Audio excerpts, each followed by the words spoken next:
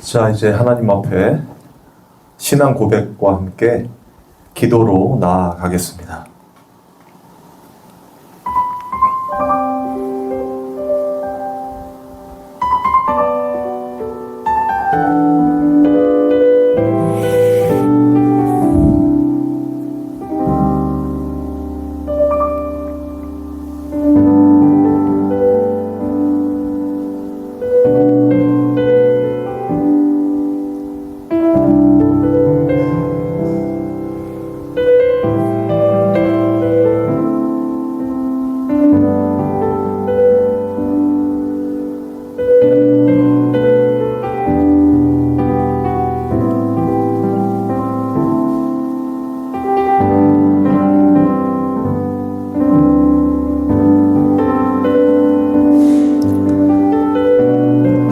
이 시간 주님 앞에 나왔습니다.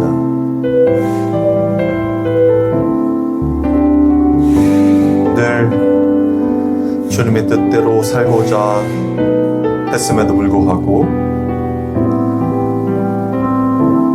우리의 욕심 따라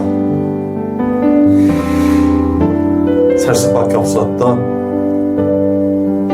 지난 주간을 다시 한번 주님 앞에 내어놓고 회개하기를 원합니다. 주님이 이루신 그 놀라운 구원의 은혜를 이 시간 다시 한번 깨닫게 하여 주시고 우리의 연약함을 당신의 강함으로 붙잡아 주셔서 모든 상황 가운데서 늘 함께 하시는 하나님, 살아계신 하나님, 늘 동행해 주시는 임마누엘 되신 예수 그리스도, 그분을 다시 한번 발견하는 시간 되게 하여 주시옵소서. 주님만을 먹고 마시기 원합니다. 아버지 하나님, 말씀하여 주옵시고 성령의 조명하심을 따라 그리고 그 인도하심 따라 살아가는 우리 성도들 다 되도록 주님 인도하여 주옵소서. 각자 어느 장소와 위치에 있든지 상관없이 영혼 속에 계신 하나님께서 늘 함께 하여 주시고 우리 안에 내주하신 성령님의 인도하심 따라 순종하며 나아가게 될 때 주님이 이 땅에서 가지셨던 그 평안, 그 은혜를 충만히 저희에게도 내려 주옵소서. 아버지 하나님, 주님께 모든 걸 맡기며 나아가기를 원합니다.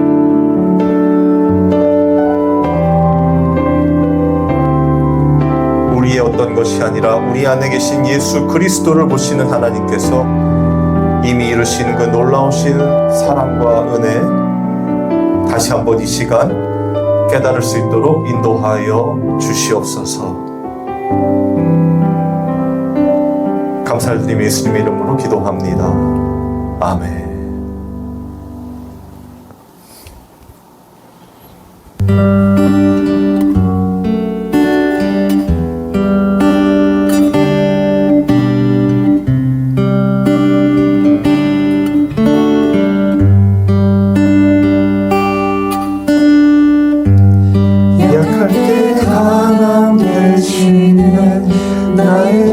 내가 대신 주 나의 모든 것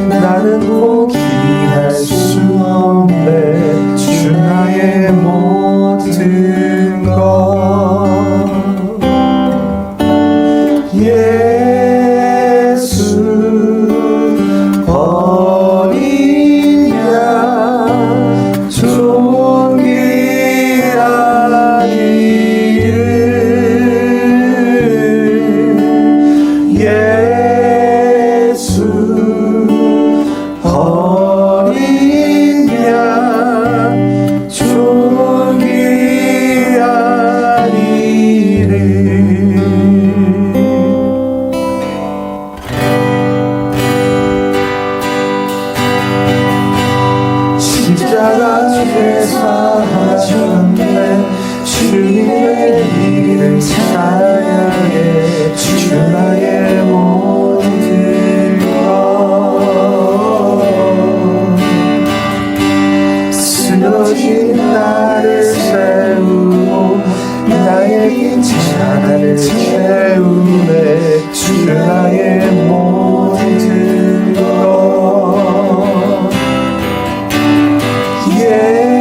예수 어린 양 종이 아닌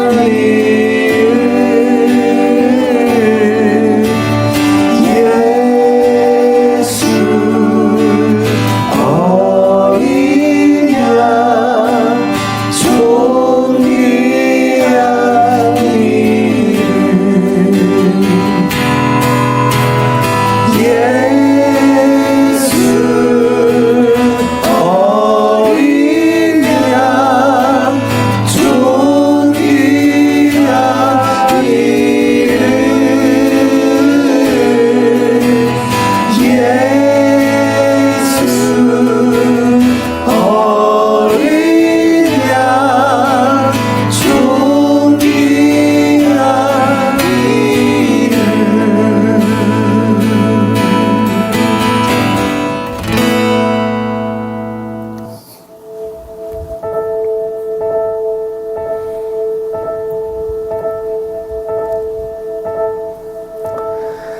예수 우리 왕이여 이곳에 오셔서 보좌로 주여 임하사 찬양을 받아 주소서 주님을 찬양하오니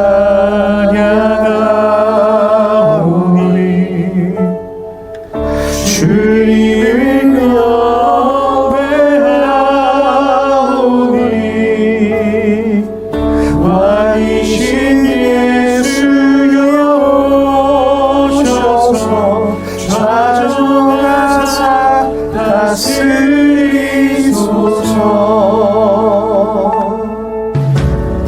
예수 우리 왕이여 이곳에 오소서 이곳에 오소서 보좌로 주여 임하사 찬양을 받아 주소서 주님을 찬양하오니 주님을 찬양하오니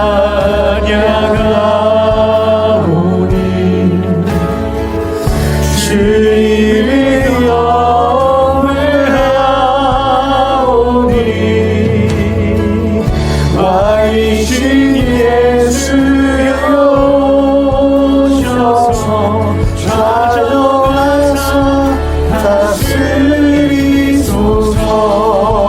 예수 우리 왕이여 예수 우리 왕이여 이곳에 오소서 이곳에 오소서 보좌로 주여 임하사 찬양을 받아 주소서 주님을 찬양하오니 주님을 경배하오니 왕이신 예수여 오셔서 좌정하사 다스리소서 같이 예배를 위해 기도하겠습니다. 하나님 아버지, 이 시간 주님 앞에 영과 진리로 드리는 예배 되기를 원합니다. 성령께서 말씀이신 예수 그리스도께서 함께하여 주시고 온전히 하나님이 받으시는 예배 되게 하여 주시옵소서. 우리의 모든 것들을 주님께 올려드립니다. 하나님 홀로 영광을 받아주시며 온전히 성령이 하나 되게 하시는 것을 힘써 지키는 시간 되게 하여 주시옵소서. 감사를 드리며 예수님의 이름으로 기도합니다. 아멘. 하나님의 말씀 보겠습니다. 하나님의 말씀은 요한복음 6장 35절에서 40절 말씀입니다. 요한복음 6장 35절에서 40절 말씀 제가 읽겠습니다. 예수께서 이르시되 나는 생명의 떡이니 내게 오는 자는 결코 줄이지 아니할 터이요 나를 믿는 자는 영원히 목마르지 아니하리라. 그러나 내가 너에게 이르기를 너희는 나를 보고도 믿지 아니하는도다 하였느니라. 아버지께서 내게 주시는 자는 다 내게로 올 것이요 내게 오는 자는 내가 결코 내쫓지 아니하리라. 내가 하늘에서 내려온 것은 내 뜻을 행하려 함이 아니요 나를 보내신 이의 뜻을 행하려 함이니라. 나를 보내신 이의 뜻은 내게 주신 자 중에 내가 하나도 잃어버리지 아니하고 마지막 날에 다시 살리는 이것이니라. 내 아버지의 뜻은 아들을 보고 믿는 자마다 영생을 얻는 이것이니 마지막 날에 내가 이를 다시 살리리라 하시니라. 아멘. 잠깐 기도하겠습니다. 하나님 아버지 감사합니다. 이 시간 주님의 말씀을 듣기를 원합니다. 말씀하여 주옵시고 성령께서 함께하여 주셔서 온전히 하나님의 뜻만을 구하며 찾으며 또 깨닫고 그것으로 기뻐하는 시간 되게 하여 주옵소서. 예수님 이름으로 기도합니다. 아멘. 우리는 신앙의 본질에 대한 이야기를 요즘 하고 있는데요. 제가 첫 번째 이 신앙의 본질에 대해 설명할 때 이 로마서 7장 그리고 8장에 드러났던 우리 사도 바울의 이 신앙 고백에 대해서 설명을 했었습니다. 기억하십니까? 사도 바울이 이 7장 말미에 뭐라고 자신의 이 신앙 고백을 했었냐면 오라 나는 곤고한 사람이로다. 누가 나를 이 사망의 몸에서 건져내랴? 내 마음으로는 이 성령의 법을 육신으로는 죄의 법을 섬기노라 라고 신앙 고백했다고 했어요. 그게 7장 말미에 나타나는 신앙 고백인데요. 그만큼 사도 바울조차도 하나님의 사도이고 또 그 당시 또 성경을 16권이나 기록했던 사도 바울조차도 이렇게 자신의 신앙을 온전히 지킬 수 있었다 없었다? 없었다는 것이죠. 그리고 끊임없는 갈등과 고민이 있었다는 것을 보여주는 대목 아닙니까? 그러면서 자신의 이 연약함을 이 로마서 8장 1절에서부터 이렇게 풀어냈잖아요. 그러므로 이제 그리스도 예수 안에 있는 자에게는 결코 정죄함이 없나니. 이 대목이 정말 중요해요. 그리스도 예수 그리스도 안에 있는 자에게 정죄함이 없다는 거예요. 우리가 무엇인가를 해서 하나님의 인정을 받고 하나님의 말씀대로 살아갔을 때에 무엇인가 할 수 있는 게 아니라 구원함을 받고 이런 것이 아니라요. 그리스도 예수 안에 있는 자에게 이 정죄함이 없는 거예요. 이해가 되십니까? 우리는 절대로 이 하나님의 말씀 율법을 지킬 수 없다고 했잖아요. 그러니까 하나님의 이 택하신 자, 예수 그리스도죠. 그 구원의 은혜, 그 예수님으로 덮여있는 자, 그 안에 있는 자가 아니고는 정죄함을 받는다 그 얘기잖아요.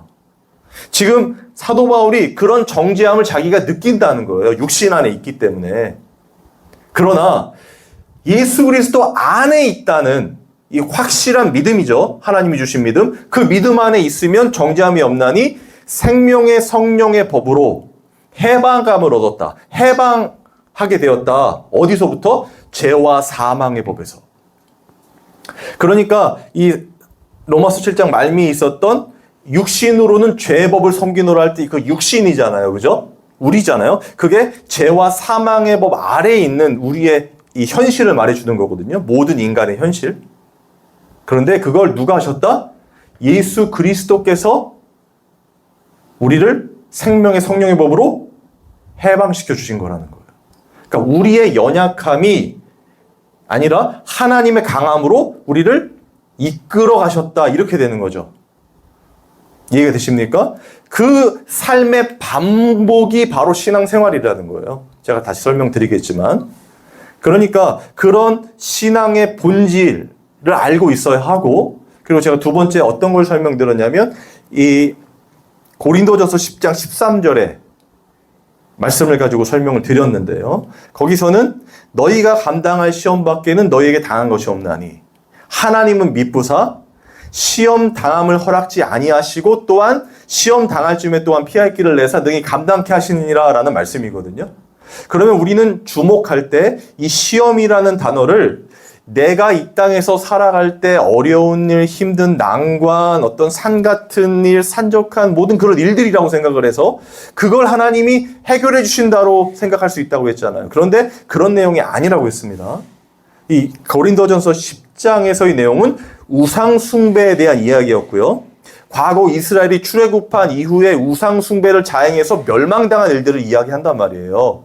그러면서 그런 멸망당함을 이스라엘 백성이 하나님의 백성임에도 불구하고 당하게 되니 그 이유가 뭐라고 했습니까?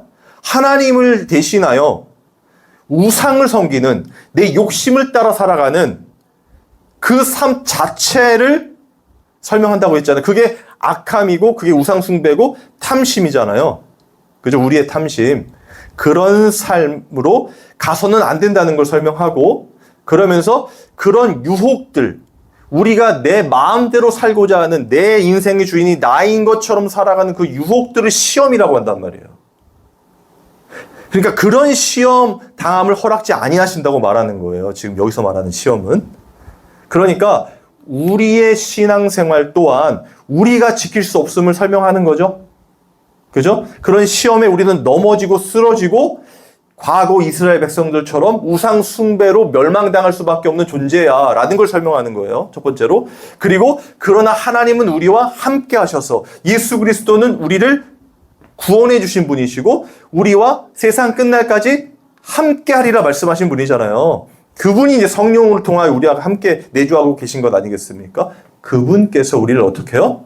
끝까지 동행하시고 그 거룩함으로 인도에 가신다는 걸 설명한다고 그랬죠.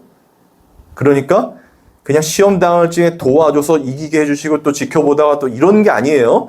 우리와 함께 하심을 이야기한단 말이에요. 임마누엘 되신 하나님. 이해가 되십니까?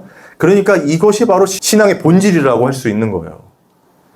오늘은 무슨 이야기를 하고 싶냐면 이 신앙생활이 그렇다면 주체는 누구인가라는 거예요. 신앙생활의 주체. 이 땅에서 사실 신앙생활은 우리가 하는 거죠. 맞습니까? 우리가 하나님의 말씀을 따라 순종하고 복종하는 삶을 살아가는 것을 신앙생활이라고 한단 말이에요. 일반적으로. 그래서 우리가 하나님께 영광을 돌리고 우리가 그 말씀 따라 살고 또 봉사하고 헌신하며 하나님의 뜻을 이루어간다라고 설명할 수 있단 말이에요. 그것도 틀린 말은 아닙니다. 그런데 그렇게 살아가는 삶만 보면 이 땅에서의 삶만 보면 우리가 주체인 것 같은데 성경이 말하는 이 신앙의 주체는 우리가 아니라는 거예요. 제 설교를 들어보시면 또 성경이 설명하는 것을 잘 주의 깊게 읽어보시면 인간은 절대로 아무것도 할 수 없는 존재, 티끌과 먼지라는 걸 알 수 있고요. 그런 티끌과 먼지를 생기를 불어넣어서 사람, 형상, 하나님의 형상대로 만드시고 그를 인도해 가시는 분이 하나님을 설명한단 말이에요. 여러분, 이것이 정말 가장 중요한 이 우선순위라고 할 수 있어. 성경을 보게 되는. 그것을 오늘 이 본문이 아주 잘 보여주고 있어요. 결론적으로 신앙의 주체는 누구입니까? 그럼? 하나님이시죠? 그러죠? 그렇죠. 예수 그리스도시란 말이에요. 예전에 제가 믿음의 주체는 누구라고 했습니까? 예수 그리스도라고 했죠. 신앙의 주체도 예수 그리스도죠. 믿음과 신앙은 뭐 거의 일맥상통한 이야기잖아요. 그죠? 신앙이란 것, 우리의 신앙생활도 예수님이 주체가 된단 말이에요. 이것을 알고 깨닫고 거기서부터 그리스도의 터 위에서부터 우리가 신앙생활을 해가는 거예요. 이해가 되십니까? 그리고 이미 완성되어 있는 하나님의 뜻이 드러나는 게 이 미래라고 했잖아요. 우리가 가는 길이라고 했잖아요. 그러니까 하나님께서 우리를 이미 구원해 주시고 그리고 우리가 살아가면서 그걸로 지켜보고 계신 게 아니라 우리 안에서 성령께서 계속해서 소통해 주시면서 우리를 예수 그리스도를 믿는 자로 만들어 가신다고 했잖아요. 이런 기본 바탕, 그러니까 기독교의 이 반석이라고 그럴까요? 그 반석 위에 서서 우리가 가게 되는 거예요. 그런 의미에서 우리는 하나님의 영광을 돌리기 위하여 살아야 합니다. 말이 되는 거죠. 그런데 우리는 그렇지 못한 인생을 살게 되잖아요. 그렇지만 완성되어 있는 하나님의 뜻이 오는 거기 때문에 우리는 이미 거룩한 하나님의 자녀로 서 있기 때문에 그걸 믿고 우리를 구원해 주신 하나님의 은혜를 믿고 다시 연약한 무릎을 세우고 또 전진해 가는 것 아니겠습니까?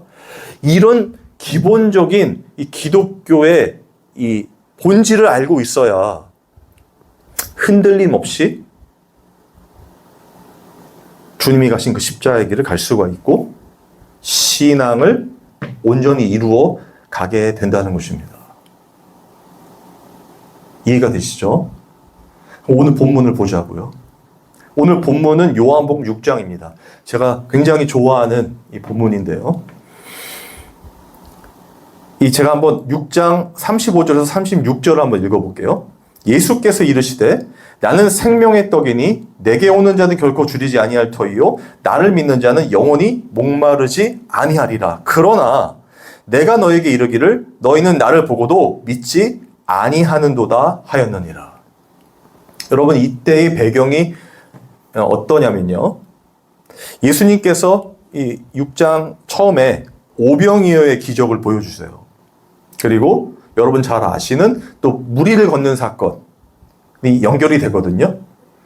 그러니까 예수 그리스도를 믿겠다고 사람들이 그 기적을 봤으니까 몰려들기 시작했고요. 또 무리를 걷는 사건을 또 소문으로 듣게 되고 보게 되면서 정말 많은 자들이 그 예수님의 제자가 되겠다고 몰려왔고 또 이 당시에 예수님을 임금 만들려고 했단 말이에요.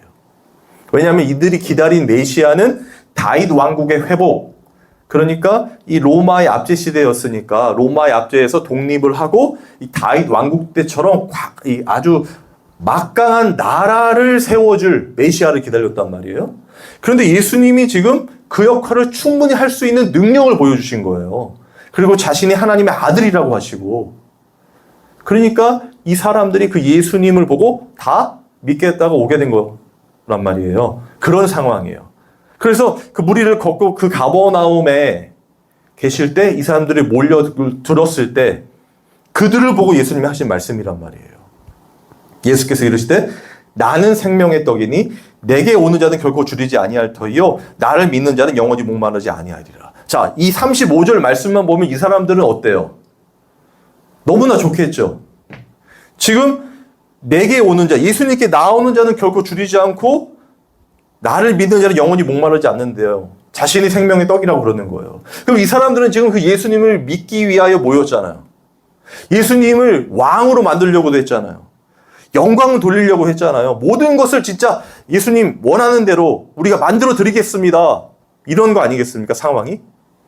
근데 그런 상황에서 이 말씀을 하시니까 사람들이 광분할 수 있겠죠. 너무 좋아할 수 있겠죠. 근데 그 36절에 뭐라고 하시냐면 그러나 내가 너희에게 이르기를 너희는 나를 보고도 믿지 아니하는도다 라고 하셨다는 거예요.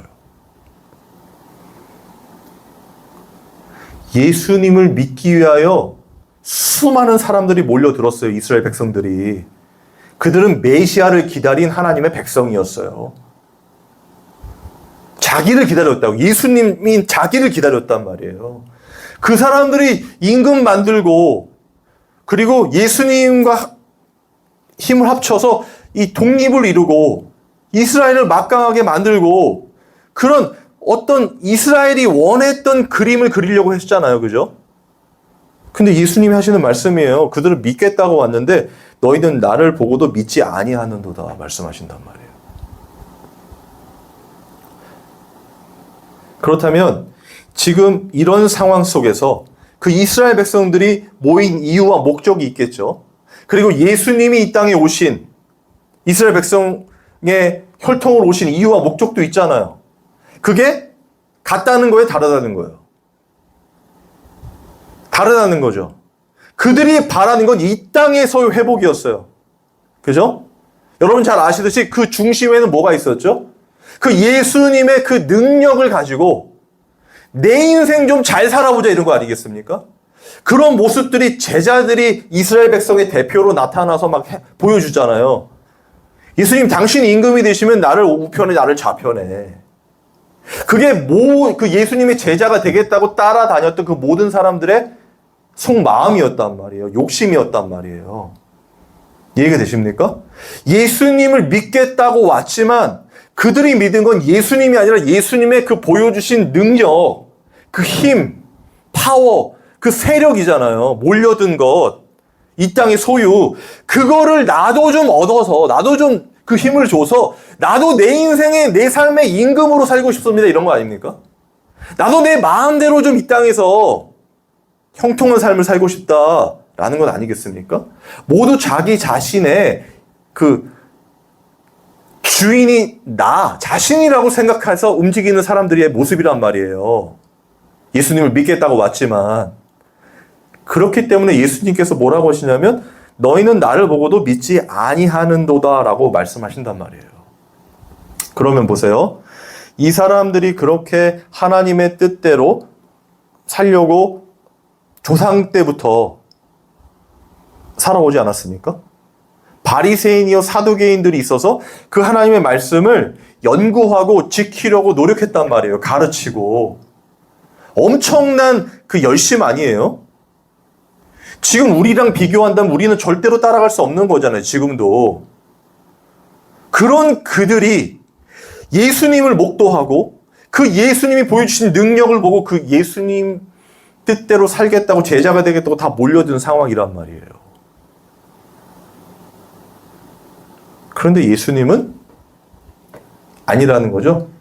나를 믿지 않는다는 거예요. 자, 이 상황을 봤을 때 그들이 정말 예수님이 옆에 계셨고, 그죠? 그 예수님이 하시는 기적도 보고 그 하나님의 말씀들 선포해 주시는 천국에 대한 이야기들 다 들었잖아요. 제자를 포함해서. 그러면 그 사람들이 더 예수님을 잘 믿을 수 있을까요? 아니면 지금 우리는 2000년이 훨씬 지난 이후에, 그죠? 성경을 통해서만, 그리고 여러 역사적 자료들이나 설교들을 통해서만 예수님을 들을 수가 있잖아요. 그죠? 하나님의 말씀을 볼 수가 있고, 따라갈 수가 있고, 지킬 수가 있잖아요. 그러면 그 사람들이 예수님을 믿겠다는 그 믿음과 우리가 믿겠다는 믿음하고 비교를 해본다면, 인간적으로. 어디가 더 위에 있어요? 우리의 믿음은 믿음일까요? 그 사람들이 믿는 믿음하고 비교할 때. 그렇지 않겠죠? 그 사람들은 바로 옆에서 예수님이 계셨어요. 예수님이.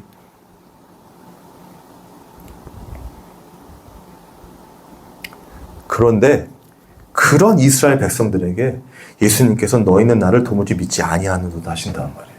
그리고 실제로 그 이스라엘 백성들이 예수님을 결국 어떻게 했어요?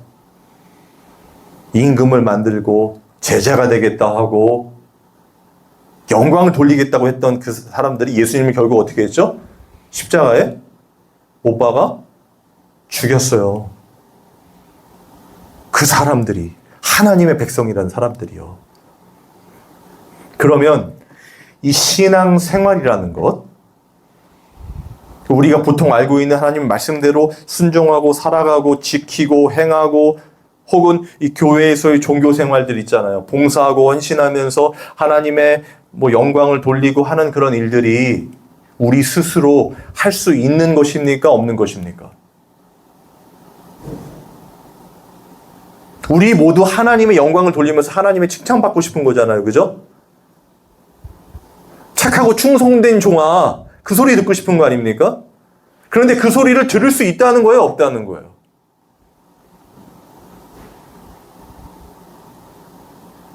들을 수 없을 뿐만 아니라 할 수도 없다는 거예요. 하나님의 영광을 돌리기 위해서 하나님의 말씀을 지키는 것, 하나님의 뜻대로 사는 것조차 할 수 없다는 거죠. 믿음조차 가질 수 없다는 거예요, 여러분. 오늘 설교의 핵심은 이것입니다. 우리는 믿음조차, 우리는 하나님의 영광, 하나님의 말씀 그런 것 떠나서 예수님을 믿을 수도 없는 존재라는 거예요. 이스라엘 백성이 보여줬잖아요.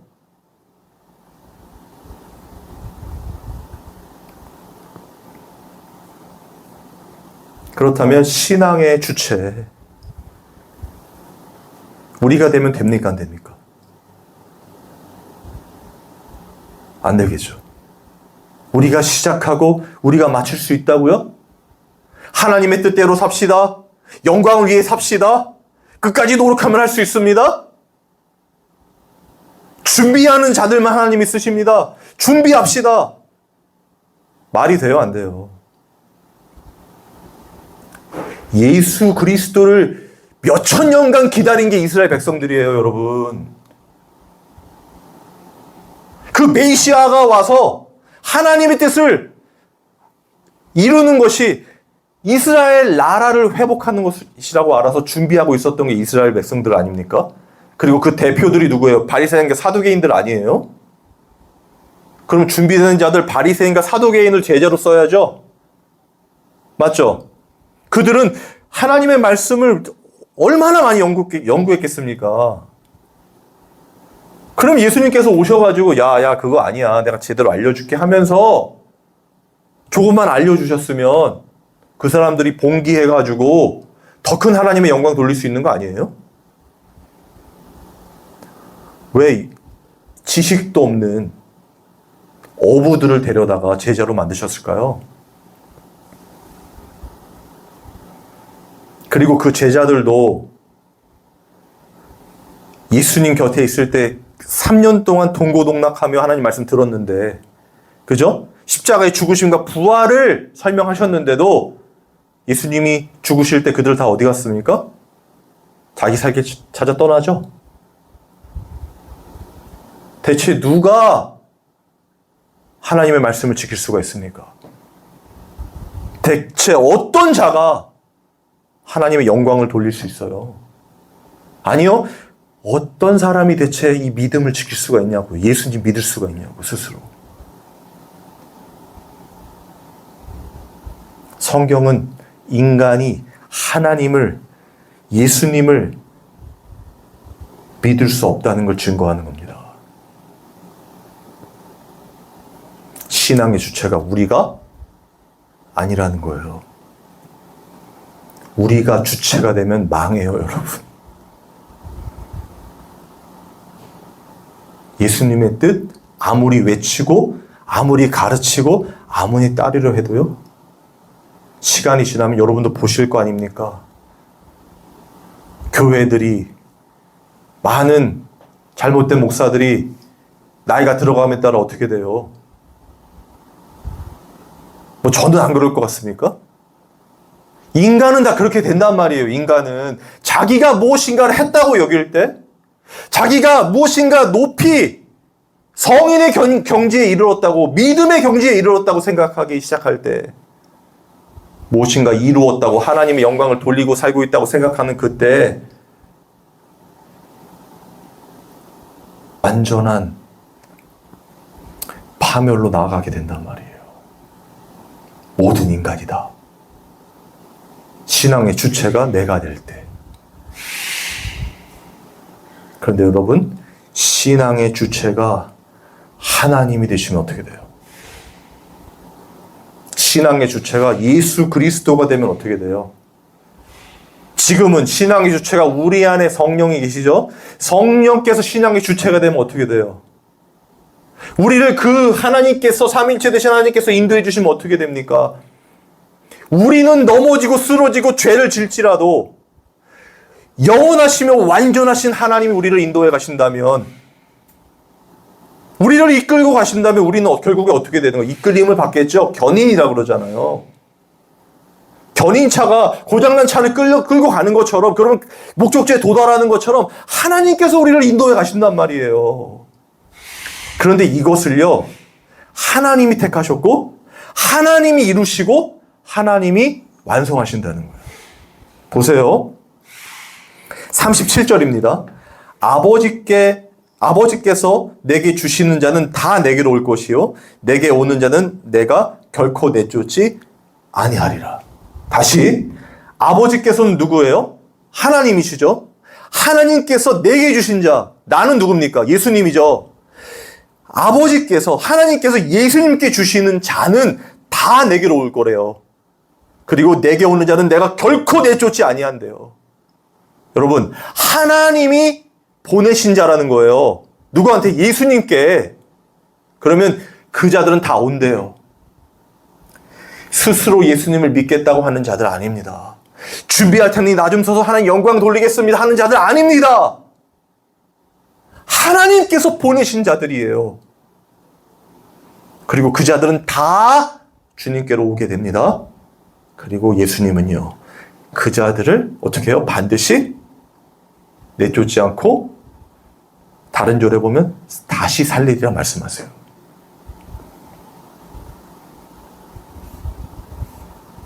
무엇인가를 잘하는 자들이 아니라 내가 무엇인가의 공적과 노력으로 하나님께 영광을 돌리겠다는 자들이 아닙니다, 여러분. 하나님이, 아버지가 아들인 자신에게 보내주신 자들. 이게 요한복음이 특히 일맥상통하게 말하고 있는 진리거든요. 요한복음 1장 12절에서 13절에 보면요, 영접하는 자 곧 그 이름을 믿는 자들에게는 하나님의 자녀가 되는 권세를 주셨으니 이는 혈통으로나 육정으로나 사람의 뜻으로 나지 아니하고 오직 하나님께로부터 난 자들이니라. 자, 여기서의 핵심은 무엇입니까? 영접하는 자들이요, 예수 그리스도를 믿는 자라는 거예요. 그죠? 그 자들은 하나님의 자녀가 되는 권세를 주셨는데 이것은 혈통으로나 육정으로나 사람의 뜻이 아니래요, 여러분. 오직 하나님께로부터 난 자들이에요. 하나님이 보내신 자들이라는 거예요. 하나님이 창세전에 택한 자들이라는 거예요. 맞습니까? 그 자들을 누가 살려요? 하나님이 나를 창세전에 택했어요. 그러니까 나 하나님 뜻대로 살 거야. 하나님의 영광을 돌릴 거야. 하나님 말씀대로 순종하고 복종할 거야 하면서 열심히 살아서 나 하나님 택한 자야 라고 살아가면 구원받는 게 아니라요, 이스라엘 백성을 통해서 보셨으니까 하나님이 택한 그 자들을 누가요? 그 아들이신 예수 그리스도께서 십자가에 그들을 대신하여 죽으시고 부활하셔서 다 싸잡아서 하나님의 뜻대로 인도해 가신다는 거죠. 그리고 그 주체가 오늘 이 성령 시대에는 성령 하나님이란 말이에요. 그 하나님이 우리를 어떻게 해요? 반드시 하나님의 거룩한 길로 인도해 가신다는 거죠. 여러분, 신앙의 주체를 분명히 알고 있는 것은 너무나 중요합니다. 이것이 불분명하거나 내가 하나님의 뜻을, 하나님의 영광을 돌리겠다고 살아가는 것, 내가 신앙의 주체가 되면 이스라엘 백성과 바리새인과 사두개인과 다를 바가 없어요. 내 힘으로 무엇인가를 해야 하기 때문에. 그리고 그런 자들은 반드시 하나님 만나는 게 두려울 수 있어요. 왜요? 다른 사람과 비교해 볼 때 아직도 부족하거든. 하나님의 영광을 위해서 나는 아직도 부족하거든요. 그러니까 계속해서 쳇바퀴 돌듯이 하나님의 영광을 위해 준비한답시고 막 여러 가지 막 일을 하면서 하나님의 인정을 어떻게 하면 받을까? 사람들의 인정을 어떻게 받을까? 인정 욕구로 살아갈 수밖에 없단 말이에요. 그런데 진짜 하나님의 백성들은요, 그런 것 있어요, 없어요? 무엇을 할 수 있습니까? 하나님의 영광을 위해서. 내 인생조차 내 마음대로 할 수 없는데 예수님은 그런 자들을 위해 오신 거예요, 여러분. 정말 나는 죄인이고 아무것도 할 수 없는 티끌이요 먼지이며 벌어지만도 못한 자라는 걸 절감한 자들. 그래서 예수님의 행적들을 보면요, 너무나 가난한 동네였던 나사렛에서 제자들이 나오고, 예수님이 가신 곳들을 보면요, 사마리아, 그죠? 가난한 자들이 있는 곳, 장애가 있는 자들, 세리요 창기로서 하나님의 저주를 받았다는 자들에게 가셨잖아요. 왜 가셨습니까, 거기에? 그들은 하나님 앞에 나올 수 있습니까? 예수님 앞에 나올 수 있습니까? 뭘 드릴 수 있습니까? 하나님 앞에.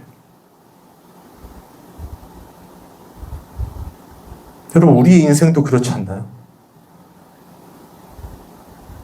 하나님이 이루신 이 놀라운 구원의 은혜, 예수님께서 이 땅에서 나 같은 죄인을 위해서 십자가에 못 박혀 죽이신 그 구원의 은혜, 성령께서 늘 내 안에서 근심하고 우리를 거룩한 하나님의 백성으로 인도해 가시는데 그 뜻대로 살지 못하고 내 마음대로 살아갈 때마다 성령께서 느끼실 그 아픔들, 슬픔들 있지 않겠습니까? 물론 인간적인 생각이지만 늘 하나님을 배신하고 내 욕심 따라 탐심 쫓아 우상 숭배할 수밖에 없는 나 같은 죄인을 구원해 주신 그 은혜 앞에, 그 하나님 앞에, 그 거룩한 빛 앞에 어둠인 우리가 어떻게 당당히 소리를 들고 하나님을 찾아왔으면 이렇게 할 수 있어요? 아니요. 우리는 그럴 수가 없어요. 신앙의 주체가 예수님이시기 때문에, 나를 구원해 주시고 인도하시고 이끄시는 분은 예수님 뿐이기 때문에 그 예수님 의지하여서 나아가는 거지. 우리가 무엇인가를 해서 하나님 이거 보십시오, 제가 이렇게 했습니다, 저렇게 했습니다, 아니란 말이에요. 그런 자들을 예수님은 도무지 알지 못한다고 했잖아요, 마태복음에서. 내가 예수님의 이름으로 귀신을 쫓아내고 병자를 고치고 뭐 죽은 자를 살리고, 그때 예수님이 하신 말씀이에요. 비유로 말씀하실 때, 불법을 행하는 자들아 내게서 떠나가라. 불법을 행하는 자들아 내게서 떠나가라. 오늘 본문에서 예수님께서 말씀하신 것 아닙니까? 예수님을 믿겠다고 온 그 모든 자들에게 너희는 나를 도무지 믿지 아니하는도다. 불법을 행하는 자들아 내게서 떠나가라. 나는 너희를 도무지 알지 못하노라. 그들이 그랬다면 우리는 아예 이 하나님 근처, 예수님 근처 갈 수 없는 자들이잖아요. 근데 예수님이 기준으로 삼고 있는 건 하나님이죠? 그죠? 하나님이 하신 일이란 말이에요. 뜻, 그게 뭡니까? 당신의 택한 백성들을 아들에게 보내는 거예요. 그리고 그 아들이 십자가를 통해 그들을 반드시 살려내는 거예요. 그리고 성령께서 우리를 그 거룩한 하나님, 그 사랑 안으로 인도해 가시는 거죠. 그게 완전히 사는 거잖아요. 그걸 이루신 분이 누굽니까? 하나님이세요. 삼위일체 되신 하나님. 그래서 신앙의 주체가 하나님이라고 하는 겁니다. 우리가 아니라.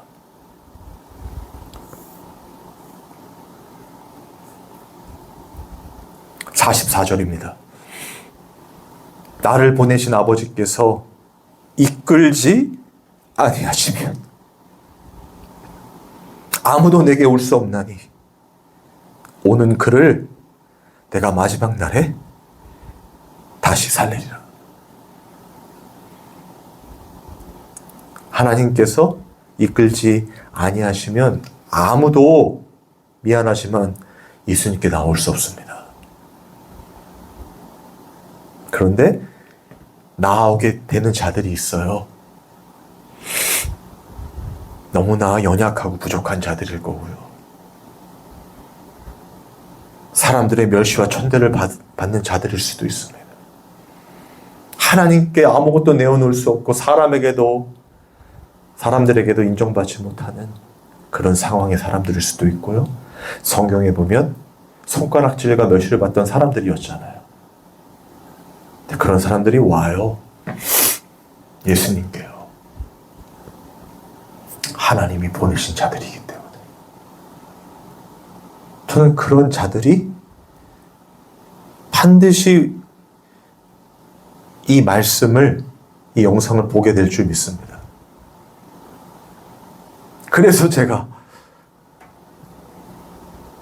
면목도 없고 염치도 없고 뭐 아무것도 할 수 없는 진짜 죄인임에도 불구하고 이 개척을 한 거거든요. 제가 만난 하나님, 성경이 말하는 이 예수 그리스도를 증언하고 싶어서, 그리고 분명 하나님이 택한 하나님의 자녀들은 예수 그리스도께로 나아오기 때문에. 그래서 그런 성도들은요, 자신을 의지할 수가 없겠죠? 신앙의 주체가 내가 아니라 하나님이시니까. 그래서 예수님만 더욱 의지하고, 그 예수님께서 이루신 그 구원을 그 너무나 큰 감사와 기쁨으로 이 하루하루를 살아가게 되는 것이죠. 진짜 성도들은.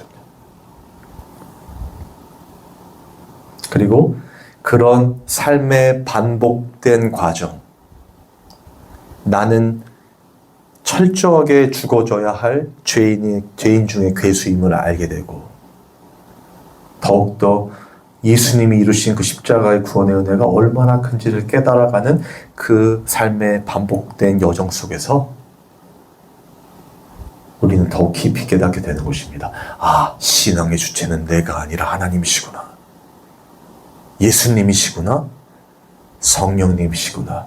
그러니 하나님, 이제는 나의 원대로 마옵시고 아버지 뜻대로 하옵소서. 하나님만이 나의 왕이시며 주인이시고 피난처이십니다. 라는 고백 말입니다. 이런 진짜 신앙의 본질을 이 말로만 들어서는 안 되고요. 우리의 인생에서 임마누엘 되신 하나님께서 깨닫게 해주셔서 정말 그 하나님의 이 구원의 은혜만을 기뻐하고 예수님만을 먹고 마시는 것으로 사는 진짜 성도들 되시기를 주님의 이름으로 소망합니다. 찬양하고 기도하겠습니다.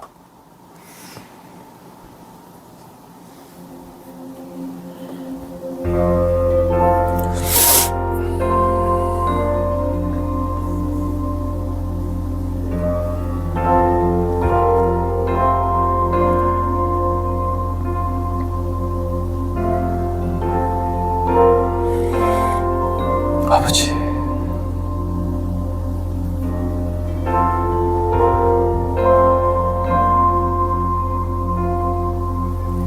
주의 보좌로 나갈 때에 어떻게 나가야 할까? 나를 구원한 주의 십자가 그것을 믿으며 가네.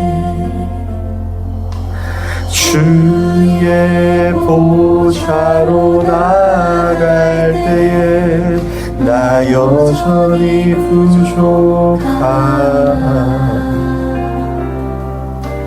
나를 부으신 주의 그 사랑 그것을 믿으며 가네.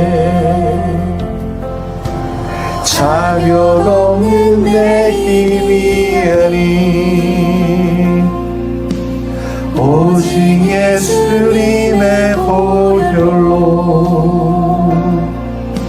자격 없는 내 힘이 아닌 오직 오직 예수님의 보혈로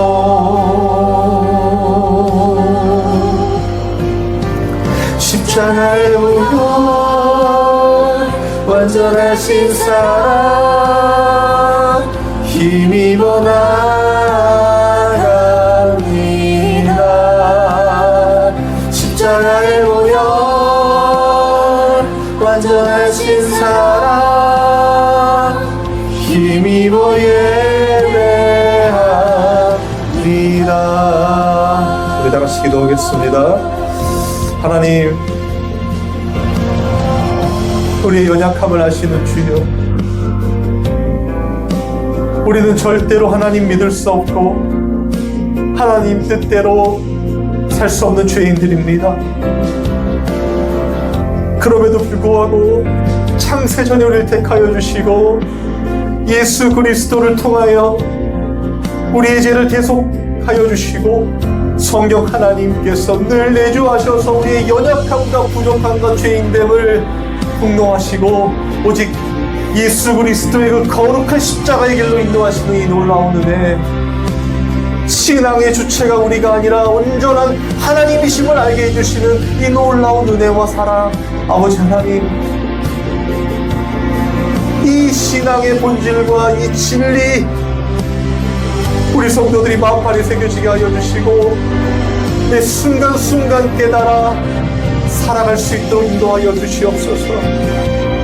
주님만이 소망이시니 우리의 주인이시고 왕이십니다. 아버지 하나님, 모두가 다 자신의 뜻대로 살아가는 이 시대에 하나님도 이용하여서 자신의 왕됨을 드러내는 이 배악하고 음란한 이 시대에 아버지 하나님, 우리 성도들만은 유일한 남편 대신 신랑 대신 예수 그리스도만을 붙들고 거룩한 순결을 지키며 하나님의 뜻대로 살아갈 수 있도록 인도하여 주시옵소서. 아버지 하나님, 우리는 연약하고 부족합니다. 그러나 성령께서 우리를 반드시 그 거룩함을 인도해 주실 줄 믿사오니 온전히 하나님의 뜻 가운데서 하루하루를 기쁨으로 감사로 주님만을 의지하여 살아가는 우리 성도들 다 되게 하여 주시옵소서. 아버지 하나님,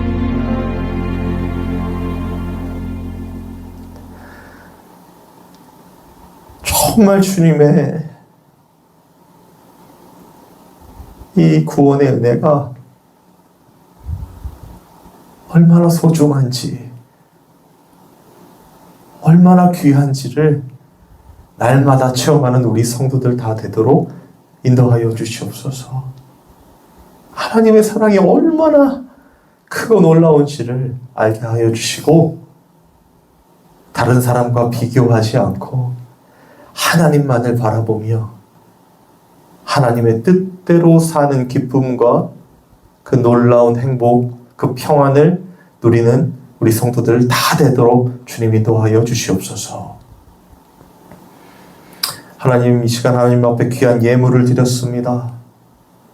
유일한 예물 되신 예수님을 깊이 생각하며 묵상하며 또 체험하는 우리 성도들 다 되게 하여 주시고 어떤 상황과 난관 속에서도 주님이 주시는 그 평안과 그 채워짐의 은혜 늘 누리며 살아가는 우리 성도들 다 되도록 주님 인도하여 주옵소서. 우리 주 예수 그리스도의 은혜와 하나님의 사랑과 성령의 교통하심이 이 예배를 통하여 신앙의 주체가 하나님이심을 알고 기뻐할 우리 모든 성도들에게 함께 있기를 축원하옵나이다. 아멘.